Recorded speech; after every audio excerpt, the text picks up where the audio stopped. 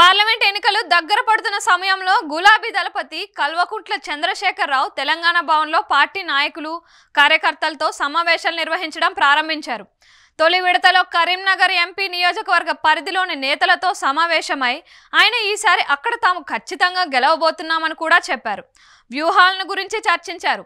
పార్టీలో ఉత్తేజం నింపడానికి ప్రయత్నించారు. అయితే బీఆర్ఎస్ గా అవతరించిన తరువాత భవిష్యత్ రాజకీయ ప్రస్థానం గురించి ఎలాంటి ఆర్భాటపు ప్రకటనలు అయితే చేశారో ఈ సమావేశంలో వాటి జోలికి కూడా వెళ్ళలేదు కేసీఆర్. పార్లమెంట్ ఎన్నికలు దగ్గర పడుతుండగా జాతీయ రాజకీయాల్లో బీఆర్ఎస్ చూపబోయే ముద్ర గురించి ప్రస్తావన కూడా చేయలేదు. ఒకవైపు బీఆర్ఎస్ గురించి ఎంపీలు ఒక్కొక్కరుగా ఇప్పటికే 3 ఇతర పార్టీలోకి ఫిరాయించి మున్సిపాలిటీల విషయంలో పార్టీ ఎన్నడో బాగా దెబ్బతిన్నది. ఎమ్మెల్యేలు ఇంకా వేచి చూస్తున్నారు. ఎమ్మెల్యేలే వేచి చూస్తున్నారా? వారిని చేర్చుకోవడానికి కాంగ్రెస్ పార్టీ వేచి చూస్తుందా అనే అనుమానాలు పలువురికి కలుగుతున్నాయి. ఇలాంటి పరిస్థితుల్లో బీఆర్ఎస్ పూర్తిగా బలహీనపడుతుంది.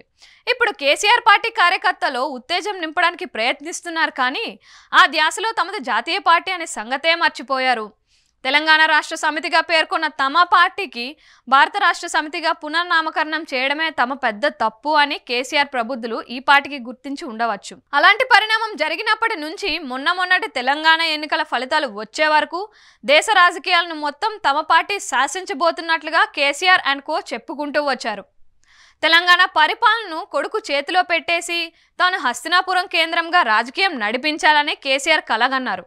భారత రాష్ట్ర సమితిగా నామకరణం అయినప్పటి నుంచి తెలంగాణ అసెంబ్లీ ఎన్నికలు వచ్చే వరకు ఆయన తెలంగాణలో కంటే ఇతర రాష్ట్రాల్లో నిర్వహించిన బహిరంగ సభలే ఎక్కువ అంటే అతిశయోక్తి కాదు. అయితే ఇక్కడ తలబొప్పి కట్టేసరికి ఇక జాతీయ రాజకీయాల మీద ఆసక్తి పూర్తిగా సన్నగిల్లిపోయినట్లుగా కనిపిస్తుంది.